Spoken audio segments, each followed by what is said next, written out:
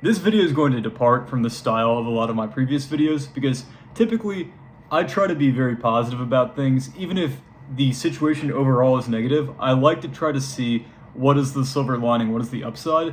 But this is one thing where I really struggle to see positive outcomes in the future, and I struggle to see what the silver lining is.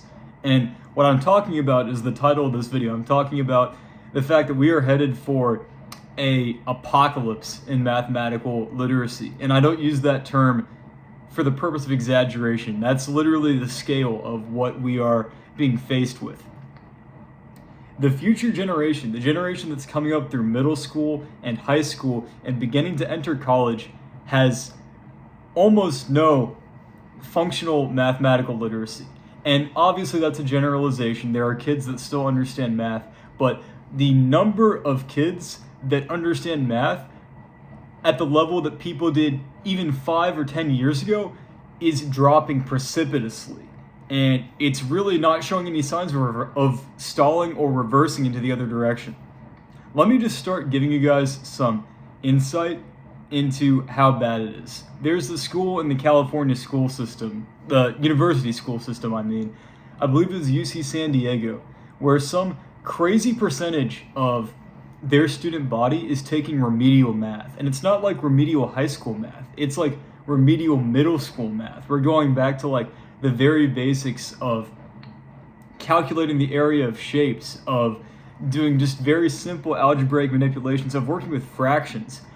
It's something crazy. I might get the figure wrong, so I'm sorry if I do, but it's something crazy like double-digit percentage of their student body is in this remedial math class. And it's not just it is not just the fact that it's a double-digit percentage, but it's the fact that, this is not even a bad school. It's not that they're just in regular remedial math. They're in a new class of remedial math that had to be created because so many students were filling up the regular remedial class, and even that was too advanced for them. And the California state school system is supposed to be very good. The university school system, obviously there's stratified levels of some California public universities are better than others, but the fact that a double-digit percentage of students in the incoming freshman class are taking remedial middle school level math, like that should be sounding a national alarm to everybody. And it's not just state schools. I don't remember if it was Harvard or Columbia. I believe it was actually Harvard, where they had to create, just like at UC San Diego, they had to create a lower remedial level class for students that were not meeting the math requirements that had been expected of them previously. In all of the university's history, there were certain standards that were expected of students as far as math goes. And now, for the first time, they're having to lower those standards because the level of mathematical ability has just dropped so precipitously. I want you to think about that. Like, Harvard is easily one of the top 5 universities in the United States. And even if you're going to Harvard for something totally non-technical, something that's not related to math at all, it should be expected that of the absolute best students that our nation has, that even those that are doing non-technical degrees should have the intelligence or the work ethic or whatever you want to call it to pass the basic like entry-level Harvard math classes, but they can't do it. And so what's the response? The response across the board has been to lower the standards. And this has been going on since I was young, right? We talk about No Child Left Behind. We talk about Common Core. All these efforts during the time when I was in elementary and middle school to address the fact that students' abilities have been on a steady decline. And more often than not, the solution has not been to uphold those standards and force students to sink or swim on their own volition. It has been to lower the standards and to bring all the other students down to the level of the students who are struggling the most. And not even struggling, it's really bringing the other students who are putting in earnest effort down to the level of the students who are putting in minimal to no effort, and as a result are not getting very good results in academics in general, but especially in math. And so we have a couple of issues. We're looking at the confluence of a couple of issues, right? The first of which is that, and I don't really like to blame COVID, but it does play a factor. Like, COVID disrupted a lot of people's education, and as a result, they're lacking some of the fundamental skills that they should have.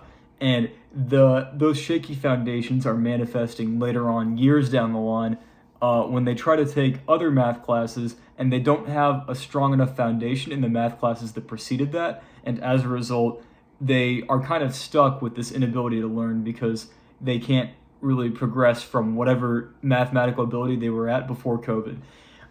Frankly, I feel like that's an agency problem. If you're struggling with math and you know it's because you have weak foundations, that's on you to exercise agency and go back and fix it. But that's a whole nother video. I'm not going to talk about that. That's a whole nother video. So COVID is part of it. AI is 100% part of it. I was talking with one of my former high school math teachers, and I was asking her, I'm like, what's the impact of AI on the high school level, like when you're teaching math? Because obviously, if you're in university, you know the impact of AI at the university level. It's inundated with students using AI to cheat. But what she basically told me was that, she's having to go back to making her classes pretty much entirely exam based because whatever homework she gives to the students, she has no way to verify that those students are doing the work themselves, and so they're getting all 100s on their homework. Wow, they understand it so well, and then they take the test and it turns out they don't know anything because ChatGPT was showing them how to find the root of a polynomial, things like that. And I was beginning to see the early stages of this when I was helping to teach Calculus 1 as an undergraduate. And students would come in and they would say to me, they'd say, I'm doing chemical engineering, I'm doing aerospace engineering, I'm doing mechanical engineering. It didn't matter. They were doing all these technical disciplines, but their math fundamentals were so weak. And, some of them didn't know how to factor polynomials. Some of them didn't understand what trigonometric functions were. Some of them didn't even really know how to work with fractions. They didn't know how to work with exponents, really fundamental stuff. And I'm not saying this to disparage these students. A lot of them worked very hard and they did improve, but just as many that did improve also didn't improve and stagnated and did not make progress.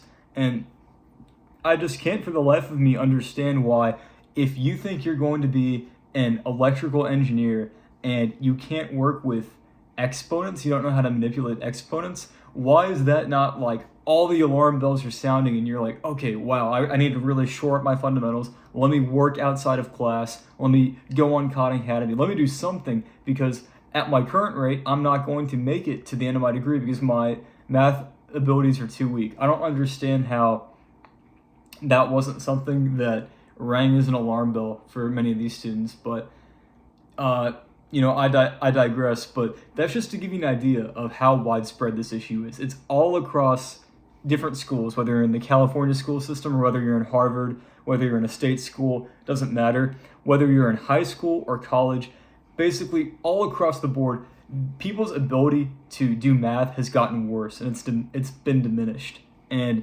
I don't see any signs of it getting better.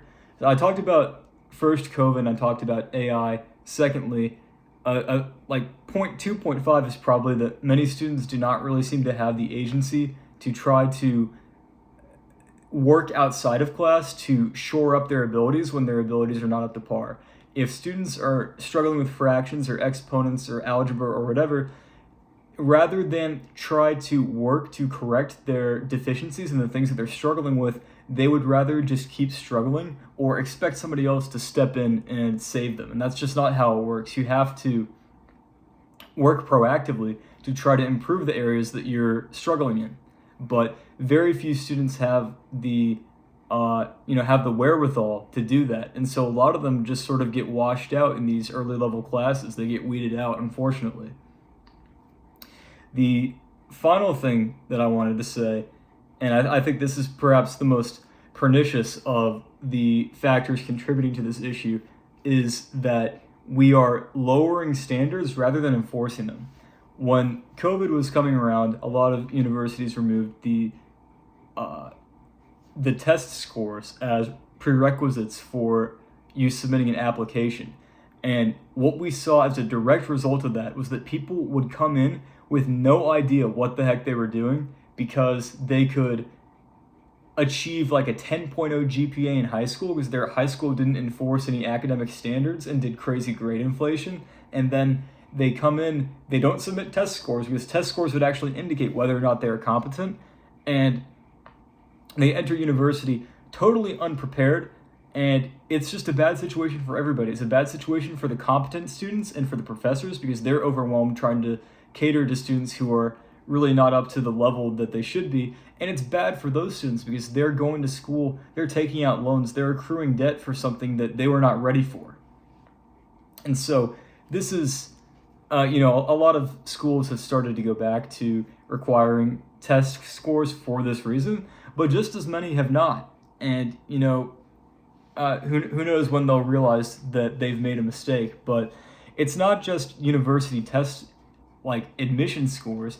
University courses, they are decreasing the rigor and they're decreasing the level of ability that they're expecting from students because just not enough students are able to meet these standards that have been set for previous generations. And I understand there are a lot of incentives and a lot of different motivating factors at work, but there's just no situation where we benefit long-term as a society from lowering standards. That's never going to help us. Because if you lower standards by X amount, then 10 years later, 5 years later, even 1 year later, maybe people's ability decreases proportionally to that. So you lower standards by another percentage or by some other unit. And then eventually you get to the point where we essentially have no standards at all. And that's really the direction I feel like we're moving in. I seem very upset and frustrated by this because learning math is not something that's just aesthetic. We need the engineers that are going to be designing our bridges to understand math. We need people that are going to be working in these critical technical roles that support our society and make sure that everything functions. We need to make sure they actually understand what they're doing. And when we decrease the requirements so that more people feel like they're doing well, rather than actually making sure that people understand what they're working on, that is going to have really disastrous consequences. And I don't think we even really began to see the second order and third order consequences of the decision that was made to lower the standards just across the board from university, even going as far back as high school, middle school, elementary school. And like I said, this video is different from a lot of the other videos because I usually try to have a positive message or I try to have some sort of redeeming take, even if the overall topic is a negative topic. But this is one where I can't muster up the will to say that there's any sort of like white pill here or any sort of light at the end of the tunnel. I think we are really heading for a competence apocalypse, and a big part of that is going to be a mathematical literacy apocalypse. I don't know how to solve it. I think really the only way we can try to offset the damage that will inevitably be done is to make it so that the few people that do learn and do develop genuine ability and aptitude are able to shoulder more of the burden, which is going to be placed on them by the fact that there are fewer and fewer people entering the workforce whose abilities and understanding of these core and critical concepts are up to par. But, with all of that said, I think that's everything that I wanted to talk about in this video. It's really more of a rant, which is unfortunate. I don't really like ranting, but this is something where I've just seen it get worse year after year, and it doesn't seem like the people who are in positions to try to correct what is happening are taking it seriously. They're not pulling the levers they should be pulling to address this issue. And I think the longer we defer serious action towards correcting the mathematical literacy crisis, we can expect it to get worse and worse until perhaps we pass some sort of inflection point where it leads to a general just collapse overall of competence. But those are my thoughts. I'm sorry it's not a positive video, but I feel like that we need to start having these discussions, because if we don't discuss these things out in the open, we can keep pretending like they don't exist, then these issues will continue to fester and get worse, and nothing will be done about it. That brings me to the end of my thoughts, though. I want to say, if you want help in math, if you want to get better at math, I have a tutoring business.